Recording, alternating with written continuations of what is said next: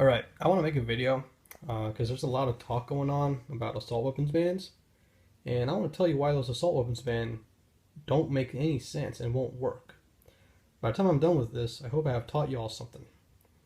If not, well, I can explain it to you, but I can't understand it for you. And I guess ignorance knows no bounds except for arrogance. So, to get started, we already seen this before. The 1994 federal assault weapons ban. It sunsetted in 2004. Thank God. Made absolutely no sense. What it did is ban 5 distinctive features. Any 2 of these features would make a gun an assault weapon. So, what are those features? Telescoping stock, a pistol grip, a bayonet lug, which is that L-shaped piece right here, right above the 3, and a flash suppressor, along with a magazine that holds over 10 rounds of ammunition. Well, here's the funny thing. I'm trying to get this thing in focus. Here we go. This rifle is no more different than this rifle. This is a Ruger Mini 14. This rifle would be legal under the ban. Why? It does not have a telescoping stock. It does not have a pistol grip. No bayonet mount. And no flash suppressor, along with a magazine under 10 rounds. So, what's so dangerous about these items, you might ask? Or at least I'm asking. I want to know what these politicians are thinking about that don't know anything about firearms. Well, first you got a telescoping stock. The telescoping stock allows the user to configure the length of pull of the rifle so they could customize the length to make it more comfortable for them to shoot. If this rifle stock is all the way out, kind of like a standard A1, A2 stock, for a shorter individual, it's not easy to hold. It's uncomfortable to hold. It won't feel right for them to hold it. So having something that collapses down makes it a lot more convenient. Another aspect of it was if it folded in to the side of the rifle. Well, folding it doesn't make it any more dangerous. People think that, oh, you could hide it under a coat. It's kind of difficult to do that, and again, it doesn't make it any more dangerous. The biggest thing that it does is it makes it easier for you to put in your truck to go to the range, because these things take up a lot of room in the back of the car. Second, a pistol grip. All the pistol grip does is makes it a lot easier for you to hold the rifle. Makes it a lot more ergonomic to hold the rifle, a lot more comfortable to hold the rifle. Helps you shoot more accurately. Okay? You want to be able to shoot accurately. You don't want to miss. That's dangerous. You don't want to miss your target. You want to be able to hit what you're shooting at. That makes sense. It does not make it easier to hip fire. In fact, a regular rifle stock is easier to hip fire because your wrist is not cocked at a weird angle, like on a pistol grip. Third, bayonet lug. All that allows you to do is to attach a knife to the end of the gun. If you're worried about someone attaching a knife to the end of their gun and thinking it makes them more lethal, that's a special kind of dumb, because you could just do the same thing with a knife attached to a broomstick, a broom handle. Come on, I mean, this makes absolutely no sense. Fourth, flash suppressor. It does not completely eliminate flash. What it does is it reduces the fireball effect when the rifle is shot. When you're in a dark room, in a defensive situation, or at an indoor range where the lighting is not so great, or shooting at night at the range when it's getting kind of dark or whatever, you want to be able to see what you're shooting at. And having a huge muzzle blast, having a flame that comes out to around here, about that big, say goodbye to your night vision. Right? It's like taking a flashlight and shining into your eyes. It does not make it harder for people to see where the gunman is. No, it doesn't do that. Fifth, a magazine that holds over 10 rounds. Now this is a debate for another video. It would be too long. I'm trying to keep this video short. I know I'm at 5 minutes now, but bear with me. 30 round magazine. It is not any slower, or faster for that matter, to shoot 30 rounds out of one mag or to shoot 30 rounds out of three 10-round mags. Changing a magazine is a fairly quick ordeal, even for an untrained individual. And it does not take a lot of time to be proficient at swapping out magazines. If you practice it for 5-10 minutes, you're pretty much ready to know how to switch out magazines. It's really not that difficult. So honestly, none of these features make a gun any more dangerous. It is literally the same gun right here. Yeah, it's a different gun, slightly different operating system, but what's similar? They're both gas operated, both semi-automatic. Semi-automatic means one shot per trigger pull. Every single time you pull that trigger, that's the trigger. Every single time you pull the trigger, you get one round coming out of the barrel. If you hold the trigger down, nothing happens. You let go of the trigger, you pull it again, gun goes bang. It does not go full auto. Full auto is a machine gun. Full auto is an M16, not an AR-15. To call an AR-15 an assault rifle is like calling somebody's sport Scion an F1 race car. They are not the same.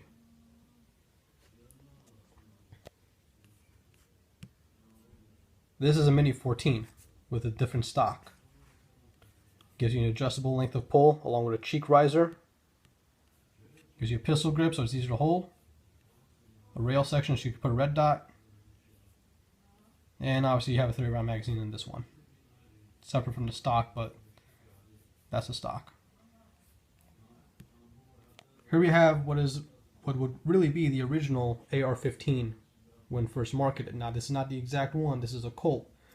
The originals were made by Armalite, and that's what AR stands for, is Armalite rifle. Okay. This is what they originally looked like pretty much. And people think that this is a weapon of war. This is not a weapon of war. Okay, this rifle was first marketed to civilians, not law enforcement, not military. Civilians were the first consumers of this product.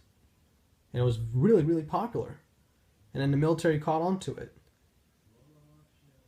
Colt bought the rights to build the rifle from Armalite, and thus was born the M16, a full auto version of the AR-15. People cannot buy an M16. You can't go to any store or gun show and buy an M16. You could buy AR-15s. The only way you could buy an M16 is by going through an absurdly extensive background check with the ATF. It takes about 9 months. And it's going to cost you anywhere between $27,000 to $70,000 because there's not very many of them in civilian circulation. So there's really no threat or fear of machine guns in the streets of America.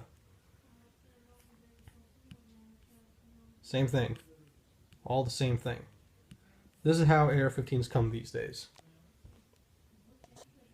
Just in case you don't know. Now, what's the difference between this and an M16 visually? Nothing. You can't tell the difference between an M16 and an AR-15. The only difference is that the M16 has full auto and the AR-15 does not have full auto. But hey, guess what? They do make full auto versions of these. There's no demand for them, but they can make them. And externally, you can't tell the difference. But nobody makes them. Nobody buys full auto Mini 14s. Oh, this has to be illegal, right? This has to be a weapon of war. No, it's not. This is just a Another AR-15, just painted a different color, has rail on it, flashlight, a forward grip so it's easier to hold, laser, a red dot sight, magnifier, different type of stock, different type of pistol grip. This is no different than this, functionally. They're both semi-automatic. They just look different. Alright? They just look different, guys. Gals. And let's get one thing straight. There's no such thing as an assault weapon. That's a completely made up term by the media and by politicians. There's no such thing as an assault weapon. Unless you find a weapon that was used to assault somebody. If you pick up a hammer and you assault somebody with that hammer, that was the assaulting weapon that was used. But you're not going to go ahead and call it an assault hammer or an assault weapon. You're not going to go call any hammer an assault weapon. You're not going to call a car that was used to run people over an assault car. This is not an assault weapon. This is an AR-15 semi-automatic rifle. To call an assault rifle is also wrong, because assault rifles are defined as being fully automatic machine guns. Small little history tidbit for you. The first assault rifle was the Sturmgewehr 44, the predecessor to the AK-47 built by the Germans during World War II. Not the MP-40, that was a machine pistol. Okay, the Sturmgewehr 44, or as some people will call it, the STG-44. That was a fully automatic machine gun that fired an intermediate cartridge. Keyword is fully automatic. Why is it called an assault rifle? Well, Sturmgewehr means storm rifle. To storm means assault. Gewehr, or however you pronounce it, means rifle. So storm rifle. To assault, assault rifle. Okay? But that was fully automatic. Nobody in the industry calls a semi-automatic rifle an assault rifle or assault weapon. It's only the ignorant or the arrogant that call it that. Call it by what it is. Semi-automatic rifle. An AR-15. Again, no differences here. These are all the same thing. All semi-automatic. All 223, 5.56. And let's get something else straight here. There's nothing high-powered about this rifle. At all. It fires a 223, 5.56 cartridge. There's many cartridges that are way, way more powerful than a 223, 5.56.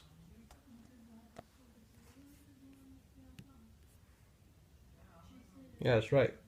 Your grandpa's deer rifle is more powerful than an AR-15. Shoots a 308 at the least. The 308 is a new adaptation. It's fairly new. Before the 308 was the 30-06. Used the M1 Garands. But those guns were kind of huge, so they shortened the case down a little bit, put less powder, made the 308 rifle. 308 cartridge. Hey, guess what? This rifle looks oddly similar to the one that this man is shooting. No, that's not a sniper rifle. That's a precision rifle. He's the sniper. That's the rifle. It's not a sniper's rifle. It's a precision rifle. But guess what? That's also a Remington 700, just like this gun. Or just like this gun. It is a Remington 700. Looks nice, doesn't it? You have a bipod, a detachable box magazine, that holds probably 10 rounds.